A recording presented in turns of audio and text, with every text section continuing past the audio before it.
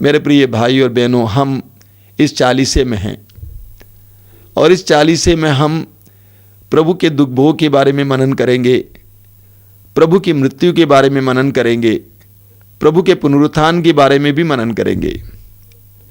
रोमियों के पत्र के अध्याय 3 उसके वाक्य 23 में हम पढ़ते हैं, संत पौलुस कहते हैं, सबने पाप किया और सभी ईश्वर की महिमा से वंचित हो गए। सबने पाप किया और सभी ईश्वर की महिमा से वंचित हो गए। पाप के द्वारा मनुष्य ईश्वर की महिमा से वंचित हो गया। पाप के द्वारा मनुष्य ने ईश्वर के द्वारा दी गई उस महिमा, गरिमा, सम्मान, आदर से वंचित हो गया। हम सभी जानते हैं पाप इस दुनिया में सबसे भारी चीज है। हर मनुष्य के लिए सबसे भारी, सबसे बड़ी समस्या पाप है। पूरी बाइबल की ये शिक्षा है कि पाप ही मनुष्य की सबसे बड़ी समस्या है और मनुष्य पाप के बोझ को ढो ढो कर थक जाता है। मनुष्य पाप की गठरी लेकर घूम रहा है, कहां उतारे ढूंढते रहता है। अगर पाप के लिए हमें क्षमा प्राप्त ना मिले, अगर पाप की उस बोझ को हम उतार नहीं पाए तो क्या होगा? पाप हमें खाता जाएगा, पाप बोध हमें खाता जाएगा। पाप बोध कितने ही लोगों के संसार में खाए जा रहा है। जो दुख आप कहते हैं, अधिकतर दुख हमारे पापों का बोझ है, हमारे पापों का कलंक है, हमारे किए हुए अपराधों और बुराइयों का नतीजा है। और इस संसार में कितने ही लोगों को पाप बोध खाए जा रहा है। कितने ही लोग आत्महत्या करते हैं, कितने ही लोग डिप्रेशन में आ जाते हैं, निराश हो जाते हैं, क्योंकि उन्हें पाप के उस बोझ से छुटकारा नहीं मिला है।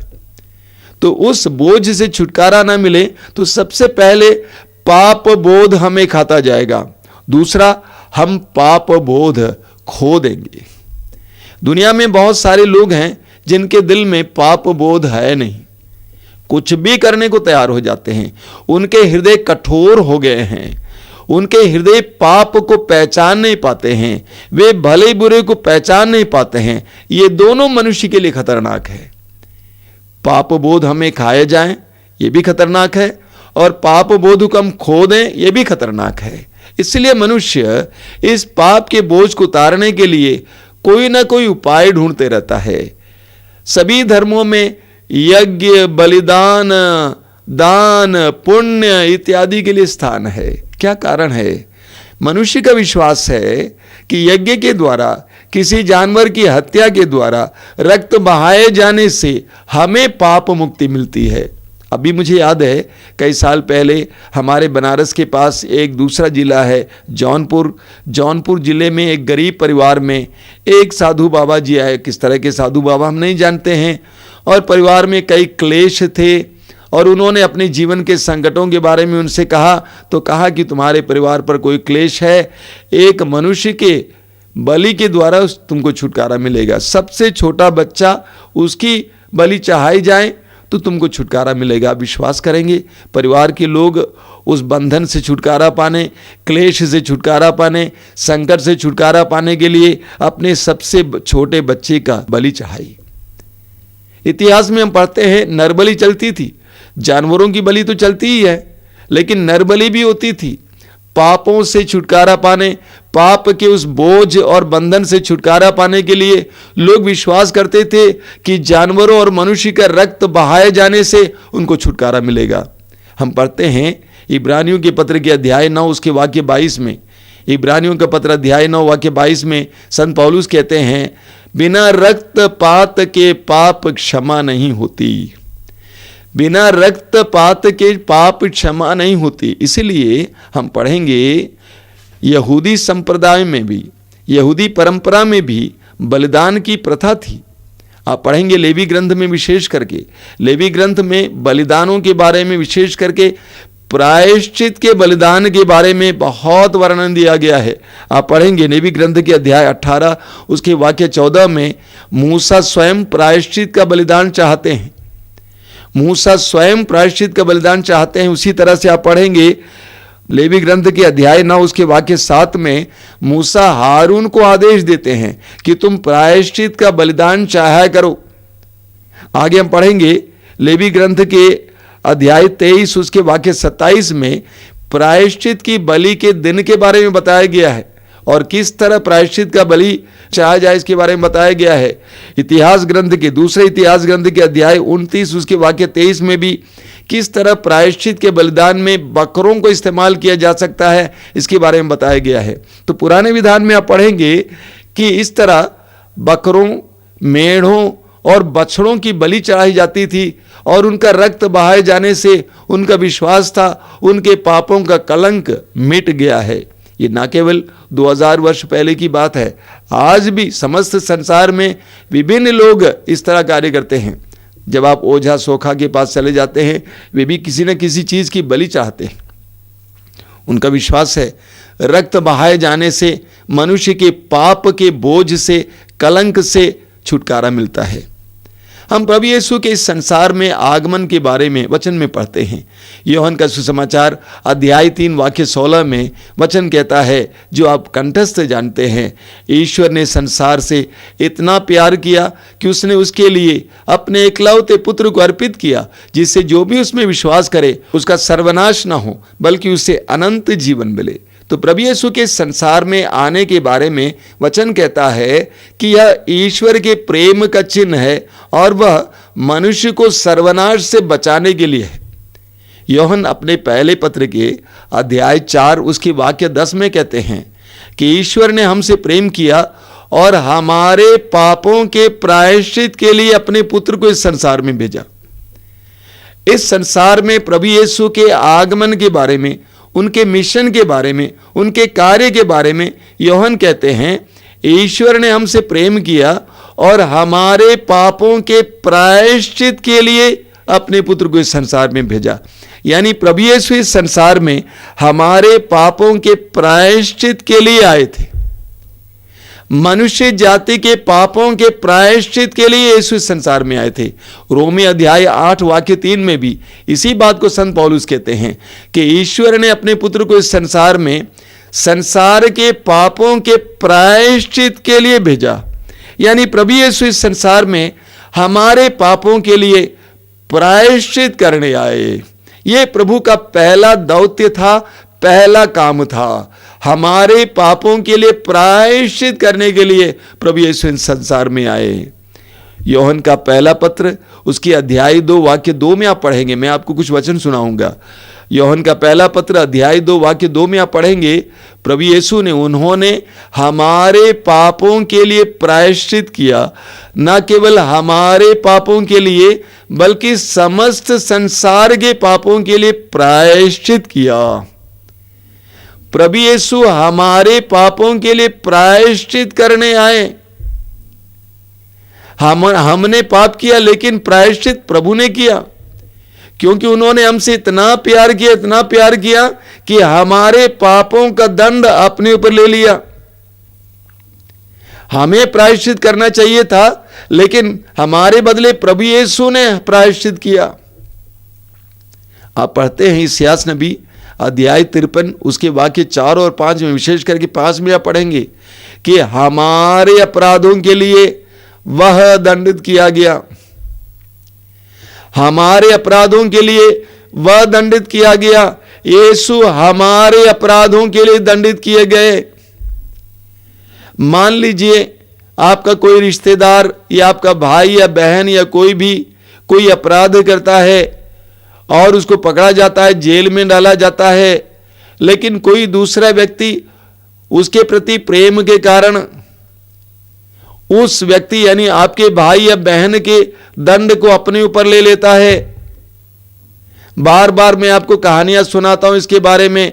जिस तरह मैंने कहा एक बार आपको कि मान लीजिए मेरा छोटा भाई कहीं से कोई चोरी करता है, बहुत ही कीमती चीज चोरी करता है और वो उसको छिपा नहीं पाता है, लोगों को पता चलता है, पुलिस को पता चल जाता है और वो भागने लगता है। बचने के लिए वो मेरे पास आता है, कहता है भैया मैं क्या करूं, मैं पकड़ा जाऊंगा। मैं उसको बहुत प्यार करता हूं, उसकी बीवी है, बच्चे हैं, मेरा कोई नहीं है, मैंने सोचा चलो इसको बचाया जाए। मैं उससे कहता हूं, बेटा तुमने जो चोरी की उस माल को मुझे दे दो, वो माल मैं ले लूंगा। और वो चोरी का माल मुझे दे देता है, पुलिस किसको पकड़ेगी? मुझे पकड़ेगी, क्योंकि चोरी का माल मेरे पास है।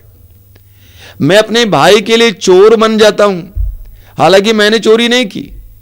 कोरिन्थियों के दूसरे पत्र के अध्याय 5 वाक्य 21 में संत पौलुस कहते हैं, यीशु मसीह का कोई पाप नहीं था, लेकिन हमारे लिए वो पापी बना। जैसा कि मैं चोर नहीं था, मैंने चोरी नहीं की थी, लेकिन मेरे भाई को छुड़ाने के लिए, बचाने के लिए मैं चोर बन गया। यह प्रायश्चित है। प्रभु यीशु ने 2000 वर्ष पहले यही किया।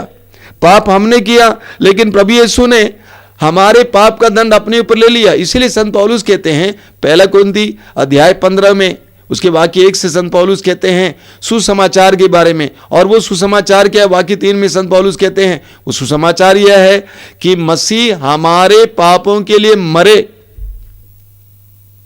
उस सुसमाचार का पहला हिस्सा यह है, मसीह हमारे पापों के लिए मरे, यीशु हमारे पापों के लिए मरे। यह एक बहुत बड़ा सुसमाचार है, यही सुसमाचार है। और वो उसके बाद जी उठे, दूसरा हिस्सा है। तो प्रभु यीशु सारे संसार के सभी पापियों के सभी पापों के लिए एक बार एक महान बलिदान चाहा, वो हमारे लिए मरे। इसलिए योहन के सुसमाचार के अध्याय 1 उसके वाक्य 29 में आप पढ़ेंगे, योहन बपतिस्ता अपने 2 शिष्यों के साथ खड़े थे और उन्होंने यीशु को वहां से गुजरते हुए देखा। और योहन बपतिस्ता ने कहा, देखो ईश्वर का मेमना जो संसार का पाप उठा ले जाता है। देखो ईश्वर का मेमना जो संसार का पाप उठा ले जाता है। प्रभु यीशु को योहन बपतिस्ता ने ईश्वर का मेमना कहा जो संसार का पाप उठा ले जाता है। इसको समझने के लिए हमें लेवी ग्रंथ के अध्याय 16 वाक्य 21 और 22 को सुनना होगा। वहां पर मूसा हारून को आदेश देते हैं। क्या आदेश देते हैं? कि बलि के बकरे को ले आओ और उस बकरे के सर पर दोनों हाथ रखो और समस्त इस्राएलियों के सारे पापों को उच्छेदित करो, घोषित करो, स्वीकार करो और उस बकरे को पूर्व निर्धारित व्यक्ति के साथ निर्जन प्रदेश में भेज दो। और वो बकरा समस्त इस्राएलियों के सारे पापों के बोझ को ढोते हुए उस निर्जन प्रदेश में चला जाएगा, वह उनके सारे पापों को उठा कर ले जाएगा। यही बात तो हुई। 2000 वर्ष पहले प्रभु यीशु इस संसार में आए और उन्होंने हमारे पापों के बोझ को अपने ऊपर ले लिया। वचन में लिखा हुआ है इस्यास अध्याय 53 वाक्य 4 में, वो हमारे दुखों से लदा हुआ था। अगला, हमारे पापों के लिए उसे दंडित किया गया, वह हमारे पाप और अपराधों को अपने ऊपर ले लिया। इस प्रकार हमारे लिए क्रूस पर मरे। योहन का पहला पत्र उसकी अध्याय 2 वाक्य 2 में संत योहन कहते हैं कि मसीह उन्होंने हमारे पापों के लिए प्रायश्चित किया। उन्होंने हमारे पापों के लिए प्रायश्चित किया, न केवल हमारे पापों के लिए बल्कि समस्त संसार के पापों के लिए। प्रभु यीशु ने 2000 वर्ष पहले कलवारी पहाड़ पर जो क्रूस पर लटकते हुए बलि चढ़ाया है, योहन कहता है वो हमारे पापों के लिए प्रायश्चित है। न केवल हमारे पापों के लिए प्रायश्चित बल्कि समस्त संसार के पापों के लिए प्रायश्चित है। बोलिए hallelujah, hallelujah, hallelujah, hallelujah, hallelujah. तो प्रभु यीशु ने हमसे इतना प्यार किया कि हमारे पापों के बोझ को, हमारे पापों के दंड को अपने ऊपर ले लिया। आप पढ़ेंगे इस्यास नबी के ग्रंथ के अध्याय 53 वाक्य 6 में लिखा हुआ है कि हम भेड़ों की तरह भटक गए थे, लेकिन हमारे पापों का भार ईश्वर ने उस पर डाल दिया। हमारे पापों का भार ईश्वर ने उस पर डाल दिया। हमारे पापों से वह दब गए थे, वह कुचल दिए गए थे, क्योंकि हमारे पापों के कारण। तो प्रभु यीशु हमारे लिए प्रायश्चित करने के लिए संसार में आए। हमारे पापों के प्रायश्चित के लिए उन्होंने दुख सहा और उन्होंने रक्त बहाया। पहला पेतरुस अध्याय 1 वाक्य 18 और 19 में पेतरुस कहते हैं, आप लोगों का उद्धार सोने चांदी जैसे नश्वर वस्तुओं की कीमत पर नहीं हुआ है, बल्कि एक निर्दोष तथा निष्कलंक मेमने अर्थात मसीह के मूल्यवान रक्त की कीमत पर हुआ है। आप लोगों का उद्धार सोने चांदी जैसे नश्वर वस्तुओं की चीजों की कीमत पर नहीं हुआ है, बल्कि एक निर्दोष तथा निष्कलंक मेमने अर्थात मसीह के मूल्यवान रक्त की कीमत पर हुआ है। प्रभु यीशु ने 2000 वर्ष पहले क्रूस पर जो रक्त बहाया, वो रक्त आप और मेरे पापों के प्रायश्चित के लिए बहाया। उनके महान प्रेम में उन्होंने हमारे पापों के लिए प्रायश्चित किया। वो हमारे लिए प्रायश्चित के बलि बने, प्रायश्चित के बलि का मेमना बने, ताकि हमें छुटकारा मिले। बोलिए हालेलुया, हालेलुया, हालेलुया। यूहन्ना का पहला पत्र अध्याय 1 वाक्य 7 में, बार बार आप सुनते हैं, यूहन्ना का पहला पत्र अध्याय 1 वाक्य 7 में यूहन्ना कहते हैं कि ईश्वर के पुत्र का रक्त हमें हर पाप से शुद्ध करता है। ईश्वर के पुत्र का रक्त हमें हर पाप से शुद्ध करता है। आप इब्रानियों के पत्र के अध्याय 9 और 10 में बार बार इसके बारे में पढ़ेंगे। ईश्वर के पुत्र का रक्त हमें हर पाप से शुद्ध करता है। इस दुनिया में कोई ऐसा पाप नहीं है जिसको प्रभु यीशु के बलिदान के द्वारा, उनके पवित्र रक्त के द्वारा छुटकारा नहीं मिलता है। सारे पापों के कलंक को प्रभु यीशु के पवित्र रक्त के द्वारा मिटाया जाता है। रोमियों के पत्र के अध्याय 3 उसके वाक्य 25 में आपने सुना है बार बार, वहां पर पौलुस कहते हैं, ईश्वर ने चाहा कि ऐसा रक्त बहाकर पापों का प्रायश्चित करें और हम विश्वास के द्वारा उसका फल प्राप्त करें। तो 2000 वर्ष पहले प्रभु यीशु इस संसार में क्या के लिए आए थे? आप और मेरे और समस्त संसार के पापों के लिए प्रायश्चित करने के लिए आए थे। एक ऐसी प्रायश्चित बलि चाहने के लिए आए थे जो समस्त संसार के सब समय के पापों का दंड मिटाए। इसलिए आज आप और मुझे प्रायश्चित करने की जरूरत नहीं होती है। एक बार एक बहन ने फोन करके मुझसे पूछा कि स्वामी जी, मेरे परिवार में एक के बाद एक बीमार पड़ जाता है, आप मुझे बताइए मैं क्या प्रायश्चित करूं? मैंने कहा, बहन, आपको प्रायश्चित करने की जरूरत नहीं है। पापों के लिए प्रायश्चित हो चुका है। हां, आप अपने पापों के उस दर्द से छुटकारा पाने के लिए कोई तपस करते हैं, त्याग करते हैं, प्रेम में अच्छी बात है, लेकिन आपके पापों के प्रायश्चित के लिए यीशु एक बार कलवारी पहाड़ पर मर चुके हैं और ये ईश्वर की योजना का हिस्सा है। पहला कुरिन्थियों अध्याय 15 वाक्य 3 कि यीशु हमारे पापों के लिए मरे जैसा कि धर्म ग्रंथ में लिखा गया है। यानी 2000 वर्ष पहले प्रभु यीशु का क्रूस पर मरना कोई दुर्घटना नहीं है, बल्कि वह ईश्वर की योजना के तहत हुआ है। ईश्वर की योजना का हिस्सा है कि यीशु हमारे पापों के लिए प्रायश्चित करें। ईश्वर ने चाहा कि इसका रक्त बहाकर हमारे पापों का प्रायश्चित करें। यह ईश्वर की योजना थी। ईश्वर ने मनुष्य को इतना प्यार किया कि मनुष्य को उस पाप के दलदल में देखना नहीं चाहा, उस पाप के बंधन में देखना नहीं चाहा। कितने ही जानवरों की बलियां चढ़ाई गई, उन बलियों के द्वारा उसको छुटकारा नहीं मिला। इसलिए ईश्वर ने योजना बनाई। क्या योजना है? उनका अपना बेटा यीशु संसार में आकर हमारे लिए एक महान बलिदान चाहे। वो प्रायश्चित का बलिदान आज हमें मुक्ति प्रदान करता है। संत पौलुस कहते हैं, ईश्वर ने चाहा कि इसका रक्त बहाकर पापों का प्रायश्चित करें और हम विश्वास के द्वारा उसका फल प्राप्त करें। कैसे विश्वास के द्वारा? उस बलिदान पर विश्वास के द्वारा, उस प्रभु के महान बलिदान पर विश्वास के द्वारा, इस प्रायश्चित के बलिदान पर विश्वास के द्वारा। प्रभु यीशु ने मेरे पापों के लिए प्रायश्चित किया, ऐसे विश्वास के द्वारा। क्रूस पर यीशु ने जो किया वो मेरे और समस्त संसार के पापों के प्रायश्चित के रूप में किया। इस पर विश्वास करने से हमें इस प्रायश्चित के बलिदान का फल प्राप्त होगा। मुक्ति प्राप्त होगी। बंधनों से मुक्ति, रोगों से मुक्ति, विभिन्न प्रकार के पाप में अवस्थाओं से मुक्ति प्राप्त होगी। यह तभी संभव है जब हम इस महान प्रायश्चित की बलि पर विश्वास करेंगे। सिर्फ यीशु पर विश्वास करने से नहीं, सिर्फ ईश्वर पर विश्वास करने से नहीं, इस प्रायश्चित की बलि पर विश्वास करने से। गलातियों के पत्र के अध्याय 2 वाक्य 20 में संत पौलुस क्या कहते हैं?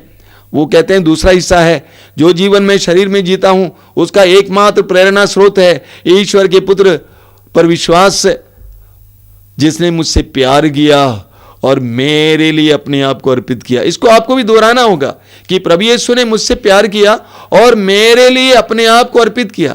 मेरे पापों के बोझ को उन्होंने अपने ऊपर उठाया और मेरे पापों के दंड को अपने ऊपर उठाया। मेरे पापों के लिए उन्होंने प्रायश्चित की बलि चाही, तब हमें उस बलि का फल मिलेगा।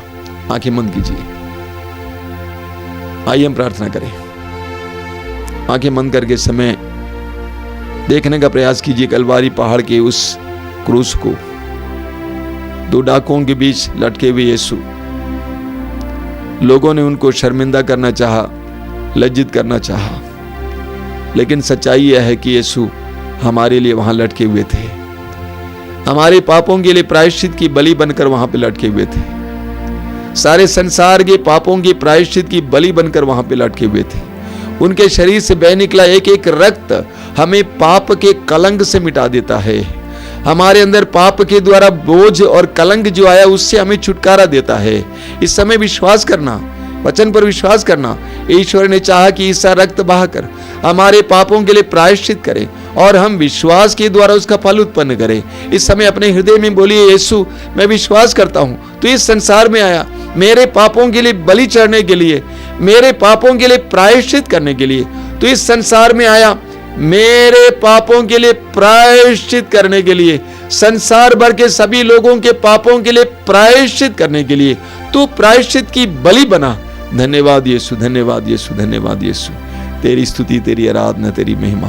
तेरी स्तुति, तेरी आराधना, तेरी महिमा। तेरी स्तुति, तेरी आराधना, तेरी महिमा।